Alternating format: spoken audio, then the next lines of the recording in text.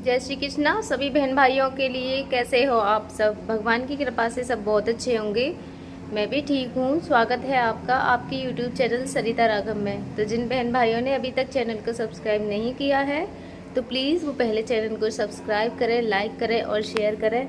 और सुबह के बजे हैं 7:30 बज गए हैं, क्योंकि मैं बहुत देर की उठी हुई हूँ। और यहाँ देखो बारिश हो रही है, सुबह ही सुबह दिख रही है आपको, बारिश हो रही है और मौसम बहुत ज़्यादा अच्छा हो रहा है। तो मैं सुबह आई थी, मम्मी को कह रही थी कि कपड़े ऊपर तो नहीं पड़े हैं, तो मुझे तो नहीं पता था। मैं कह रही नहीं कपड़े नहीं हैं ऊपर।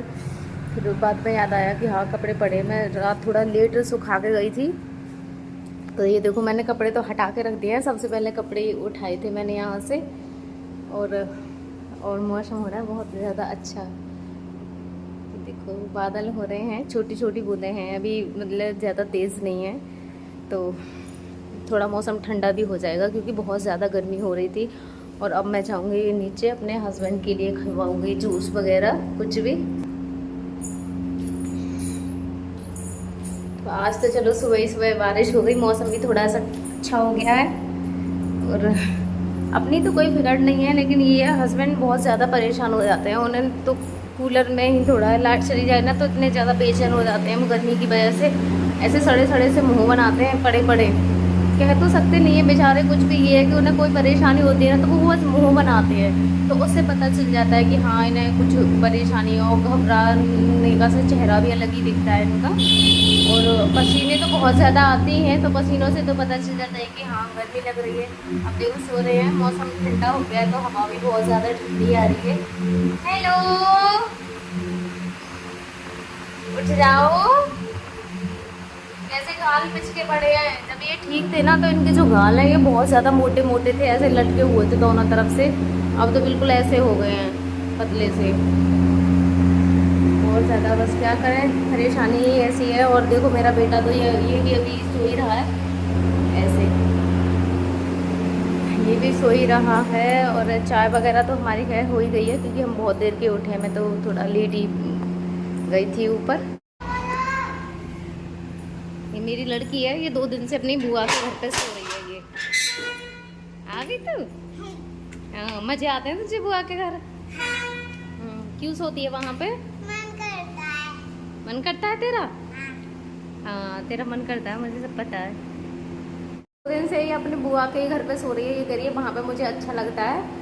और दूध भी मेरी दीदी के घर से ही आता है मेरा, तो ये दूध वगैरह भी आज जल्दी ले आई है। कल भी वहाँ पे सोई थी तो ये ले आई थी, वरना बड़े नखरे दिखाते हैं मुझे जाने के लिए वहाँ पे। तो चलो मेरा भी थोड़ा काम आसानी हो गया, पर अब नहीं भेजूँगी, क्योंकि जहाँ तक है ना बच्चों को अपने पास ही रखना चाहिए, अपने पास ही सुलाना चाहिए। 2 दिन इसका मन था तो मैंने भेज दिया, लेकिन आज के बाद नहीं भेजूँगी। बीच में कभी कभी चली जाए, डेली नहीं सुलाना चाहिए बच्चे को कभी भी। जैसे भी हो, जैसी भी स्थिति हो, कुछ भी हो, लेकिन हमेशा अपने साथ ही रखना चाहिए। यही मेरे हिसाब से तो यही ठीक है कि बच्चे को कभी भी कहीं भी भेजना भी नहीं चाहिए ज़्यादा। अपने पास जितना रखो उतना ही अच्छा है। स्थिति चाहे जो भी हो। तो 2 दिन तो ये सो ली है, अब नहीं भेजूँगी इसके लिए। यहाँ करूँगी मैं इनके कानों की सफाई, क्योंकि सफाई तो मुझे इनकी सारी ही करनी पड़ती है। तो कान थोड़े से गंदे हो रहे थे इनके, ठेक जिसको बोलते हैं वो हो रही थी। मैं ऐसे करती रहती हूँ इनकी कि सफाई होना तो ज़रूरी है, ये हर चीज़ की। कानों की भी करती हूँ, तो देखो बड़ी मुश्किल होता है मुझे करना इनके कान वानों की सफाई। मैं जल्दी जल्दी करती रहती हूँ, तो देखो क्या बड़े मुश्किल से मुझे कंट्रोल करना पड़ता है इनको। हर काम के लिए ये बहुत ज़्यादा कंट्रोल करना पड़ता है मुझे इनको। अब देखो करवा रहे हैं, बैठ के गर्दन को एक तरफ करते हैं। इन्हें महसूस तो हर चीज़ होती है, बस ये है कि समझ नहीं आता है इनको, बिल्कुल भी समझ नहीं है, इन्हें कोई पहचान भी नहीं है। लेकिन महसूस इन्हें हर चीज़ होने लगी है, हर चीज़ महसूस होती है। देखो कान भी, कोई भी काम करो ना तो इधर उधर करते हैं। ये देखो कान, अब इसकी सफाई करूँगी ना तो गर्दन को ऐसे करेंगे। देखो महसूस इनको हो रही है हर चीज़। देखो दूसरा हाथ लेके आ रहे हैं हटाने के लिए। वैसे भी उस वाले हाथ को थोड़ा कम ही चलाते हैं, इधर वाले को ज़्यादा चलाते हैं। तो उस वाले को तो थोड़ा मैं खोली भी देती हूँ, इधर वाले हाथ को नहीं खोलती हूँ मैं। और कोई भी काम करने में मुझे बहुत ज़्यादा सावधानी रखनी पड़ती है इनके, क्योंकि ये आपको भी पता है कि कैसी हरकतें करते हैं कि लग ना जाए। और कान जैसी चीज़ तो कर तो मैं लेती हूँ। इधर हो गया मेरा दूध गरम। ठीक है, आम लग गया है शायद। मैं कच्चा आम खाती हूँ ना, अभी थोड़ी देर पहले मैंने कच्चा आम खाया था, वो रह गया है। यहाँ दूध गरम हो गया, मैं इनके लिए दूध दूँगी। ये है इसमें थोड़ा सा एक्स्ट्रा दूध, तो जो भी फालतू दूध है ना मैं इसमें कर दूँगी, क्योंकि मुझे दोबारा से फिर से ज़रूरत है इस दूध की। बाकी का जो दूध बचा है अब दे दूँगी ना, फिर बाद में केले वगैरह जो भी है शेक बना के दे दूँगी। देखो ये लड़का कितनी चोट लगा के लेके आया, और आज सुबह से ही गायब है। मैंने भी फ़ोन नहीं किया था, मैंने कहा देखती हूँ कब तक नहीं आएगा। तो आज इसने ना पूरे दिन रोटी नहीं खाई है, सुबह से भूखा, बस दूध पी लिया है। तो तुझे भूख ना लगी आज? क्यों रे, नहीं लगी भूख बिल्कुल भी? तो ठीक है, आज मैं तुझे खाना देने वाली भी नहीं हूँ, भूखा रहेगा। ठीक है, तो फिर ऐसे ही खेलो और ऐसे ही चोट लगा लगा के आ। और मुझे दिखा रहा है, ये कह रहा है कि अब बोलो। दोनों के दोनों बच्चे अब दर्द हो रहा है इसमें। चलो जाओ घर से, पट्टी भी वहीं करवा लेना जहाँ खेल रहे थे। जाओ जल्दी, पट्टी करवाने मम्मी के पास आया है।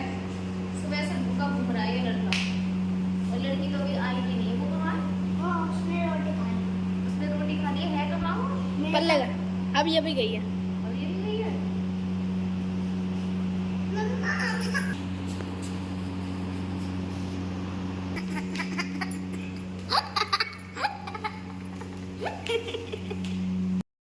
अब इतनी सारी चोट लगा के लाया है ये, और फिर भी देखो कितना खुश हो रहा था।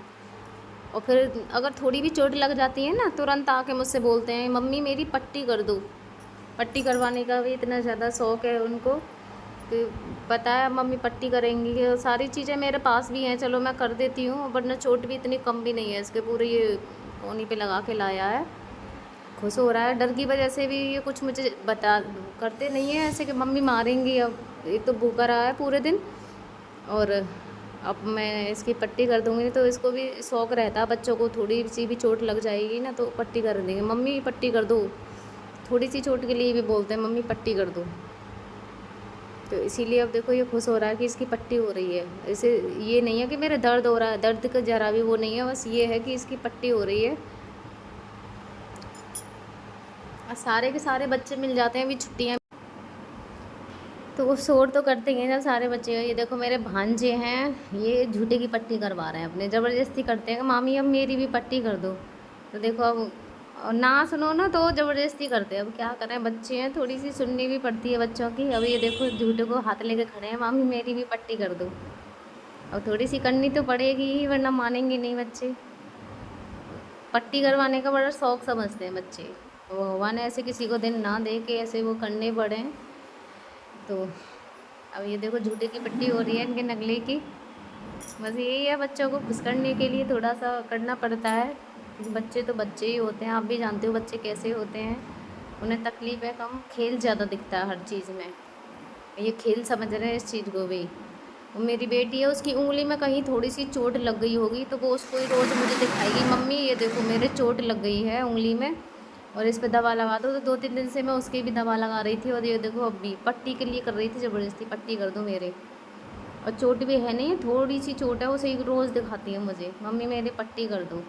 कल ना मुझे इंस्टाग्राम से एक भाई की कॉल आई थी, क्योंकि मुझे कॉल आती रहती हैं, कुछ परेशान भी करते हैं, हर तरह की कॉल उस पर आती हैं। मैंने इंस्टाग्राम पे नंबर डाल रखा है, ज़्यादातर लोग वैसे अच्छे ही हैं, सब सही से बात करते हैं, एक दो कभी कभी ऐसे आ जाता है क्योंकि सोशल साइट है, इस पर हर तरह के लोग होते हैं। तो कल एक भाई की कॉल आई थी, तो वो ऐसा नहीं है कि मेरा फ़ोन सिर्फ मैं ही उठाऊँ, घर में कोई भी होता है, जैसे अगर दीदी आई हुई होती है तो दीदी भी उठा लेती है मेरे फ़ोन को, और मैं काम कर रही होती हूँ तो मम्मी भी उठा लेती है मेरे फ़ोन को, कोई भी उठा लेता है फ़ोन को, ऐसा नहीं मैं ही उठाऊँगी ये मेरा फ़ोन है। तो मम्मी ने बात की थी उनसे, तो मम्मी से बोल रहे थे दवाओं के लिए कि आप दवा मंगा लो हमारे पास से। और वो ना राजस्थान से बोल रहे थे कि मैं राजस्थान से बोल रहा हूँ और मुझसे दवा ले लो तुम अपने पति, आयुर्वेदिक दवाएं बता रहा था वो कि आयुर्वेदिक दवाएं हैं, तुम अपने बेटे के लिए हमसे दवाएं मंगा लो तो तुम्हारा बेटा ना बहुत जल्दी ठीक हो जाएगा। तो मम्मी ने बोला कि राजस्थान हमारे यहाँ से बहुत ज़्यादा दूर पड़ता है, तो वहाँ जाएंगे, खर्चा तो होगा ही। तो कह रहा था कि तुम्हारे पास 10-20 हज़ार रुपये भी नहीं है। तो मम्मी ने कहा कि नहीं, हमारे पास 10-20 हज़ार रुपये नहीं है, क्योंकि हम एक वहाँ जाएंगे दवा लेने के लिए, और यहाँ से भी हम दवाएं लेते हैं, तो इतने की तो हमें वहाँ से बचत भी नहीं होगी। इतने से ज़्यादा का हमारा किराया लग जाता है। माने कि इनकी जो दवाएं हैं वो 3,000, 2,500, 2,000 इतने की आ जाती है, क्योंकि कभी दवाएं कम हो जाती हैं, कभी इनकी दवाएं बढ़ जाती हैं, तो उसी हिसाब से दवाएं भी आती हैं। लेकिन कम से कम 2,000 रुपये की तो आती हैं एक महीने में इनकी दवाएं।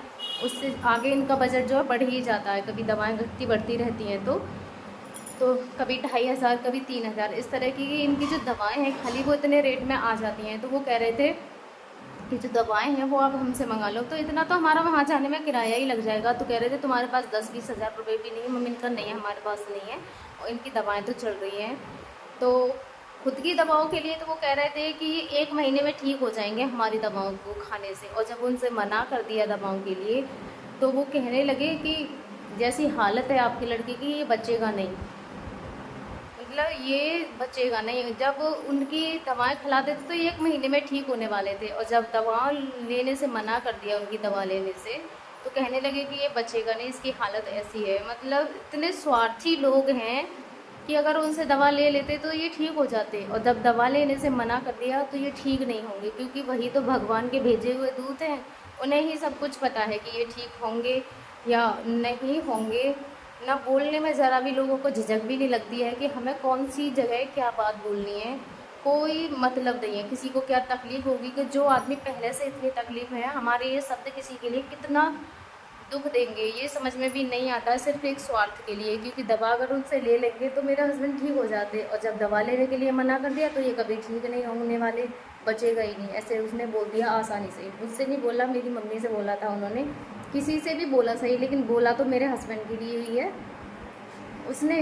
तो दुनिया में हर तरह के लोग हैं, एक से एक स्वार्थी भी है और एक से एक हेल्प करने वाले भी हैं। तो बस यही है कि ऐसे लोगों को ना कभी दुख उन्होंने देखे नहीं है। जब मैं नहीं चाहती हूँ कि भगवान कभी भी किसी के सामने ऐसी परिस्थिति लेके आए, क्योंकि मैं जानती हूँ दुख क्या होता है, क्योंकि मैं ये सब झेल रही हूँ, ये सब देख रही हूँ। तो भगवान कभी भी किसी के सामने ऐसी परिस्थिति ना लेके आए, और जहाँ तक हो सके, मैं नहीं जानती, जहाँ तक मैं जानती हूँ ठीक होंगे, क्योंकि मेरे हस्बैंड में इम्प्रूवमेंट है। लेकिन अगर हम किसी के लिए अच्छा नहीं बोल सकते हैं ना, तो जो आदमी पहले से दुखों में हो तो उससे कम से कम ऐसा मत बोलो कि उसकी तकलीफ़ें और ज़्यादा बढ़ जाए, क्योंकि ये शब्द है ना कभी कभी किसी के लिए बहुत ज़्यादा दुख दे जाते हैं, माना कि वो हकीकत हो या कुछ भी हो। लेकिन हमें किस जगह और क्या बात करनी है, इस चीज़ का हमेशा ध्यान रखना, क्योंकि ये शब्द ही हैं इंसान को, और ये बोलते हैं ना कि बाणी ये सब कुछ करवा देती है। क्योंकि शब्दों में अगर मिठास हो तो जो लोग दूर होते हैं ना वो भी हमारे पास आ जाते हैं, और शब्दों में ही जब मिठास ना हो ना तो जो हमारे साथ खड़े होते हैं वो भी हमसे दूर चले जाते हैं। तो बस यही बोलूँगी कि जो लोग पहले से परेशानी में हो उनके लिए ऐसा बोलिए कभी भी अपने स्वार्थ के लिए, स्वार्थ ही था उनका, तो स्वार्थ के लिए कभी दूसरे को कष्ट मत देना जो पहले से ही इतने दुखों में हो। बाकी मेरी जो परिवार है वो बहुत अच्छा है, जिसमें सभी लोग बहुत अच्छे हैं। कब 1-2 आ ही जाते हैं, उनकी मानसिक स्थिति ऐसी होती है, उन्हें समझ में नहीं आता है कि हमें कौन सी जगह क्या बात बोलना है। तुम्हें पैसे कमाने के लिए बहुत लोग हैं इस दुनिया में, तुम कहीं से भी पैसा कमा सकते हो। क्यों उन्हें ये जगह दिख रही थी कि यहाँ से मैं पैसे कमाऊँ, तो बस पैसे कमाने के लिए बहुत लोग हैं एक से एक। मैं लेकिन ऐसे लोगों से तो बस भगवान ऐसा काम ना करवाए कि सबको पता ही है क्या स्थिति है, और इस जगह पे भी वो ऐसा बोल रहे थे। तो मैं तो बस अपने परिवार के लिए यही बोलूँगी कि जो मुझे इतना सपोर्ट करते हैं, मेरी स्थिति में हर तरीके से साथ देते हैं, उन सभी बहन भाइयों के लिए धन्यवाद। और जो इस तरह की सोच रखते हैं, भगवान ना करे कि कभी कभी उनके सामने भी ऐसी स्थिति आए। मैं तो कभी नहीं दुआ करूँगी भगवान से, मैं बस यही बोलूँगी कि भगवान कभी किसी के लिए ऐसी स्थिति आए ही ना जो मेरे सामने है। मुझे पता है कि मैं किस तरीके से झेलती हूँ, मैं हमेशा खुश रहती हूँ, आपने भी देखा होगा। स्थिति जो भी है भगवान ने बस मुझे इस तरह का क्यों बनाया है कि मैं ऐसी लेकिन कितना दुख है ये मैं ही जानती हूँ बहुत अच्छे से, मैं ही जानती हूँ। तो बस मैं आप सभी के लिए धन्यवाद बोलूँगी कि मेरी जो फैमिली वो बहुत अच्छी है और मुझे हर तरीके से सपोर्ट भी करती है। तो धन्यवाद आप सभी के लिए।